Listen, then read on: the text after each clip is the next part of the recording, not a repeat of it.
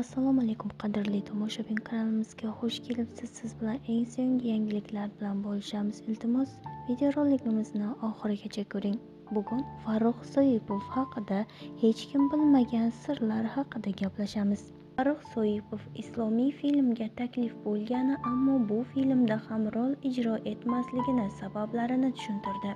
Menga bu haqda taklif qilishgan edi. Endi kino sanoatiga yaqinlashishni xohlamayman. Nafaqat rol o'ynash, balki umuman yaqinlashishni xohlamayman. Sababi bu nihoyatda xavfli bo'lgan narsa. Nihoyatda xavfli, chunki kino sanoati yolg'on narsa. U yerda rol o'ynayotgan odam xuddiki munofiq odamga o'xshaydi. Munofiq o'zi kim desa, munofiq ichida boshqa odam, tashqarisida boshqa odam degani. Aktyorlar ham xuddi shunday. Aktyor bo'lgan odam hayotda umuman boshqa odam, ekranda esa boshqa odam. Shuning uchun bu ikkiyuzlamachilik qoralangan narsa.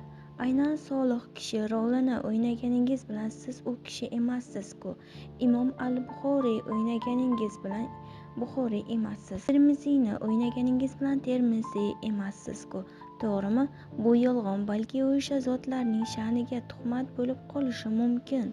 Chunki kinoni ichida yurgan odam biladi. Baribir kinoda yolg'on aralashadi.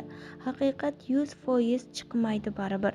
Buxoriyning yoki Termiziyning yuzi unaqa bo'lmagan-ku. Bunday bo'lgandan ham keyin odamlar har qachon Buxoriyni eslagan vaqtda o'sha aktyorni ko'z oldiga keltirishni boshlaydi. Vaholanki u aktyor ko'chada ichib chekib yuradigan odam bo'lishi mumkin. Bu narsa bizning tasavvurimizdagi suratlarga ziyon yetkazib qo'yishi mumkin. Masalan, Abu Bakr yoki Umar roziyallohu anhu haqida filmlar chiqdi. Har bir hadis eshitganingizda xayolingizda shu aktyorlar keladi. Vaholanki Abu Bakrni o'ynagan aktyor birozdan keyin narkomanni o'ynamoqda. Ya'ni aytmoqchimanki, ichida juda ham ko'p ziyon narsa bor. Ayrimlarni aytib o'tdim. Bugungi kunda zamon o'zgardi, da'vatga boshqacha yondashish kerak. Bu ham bir da'vat-ku.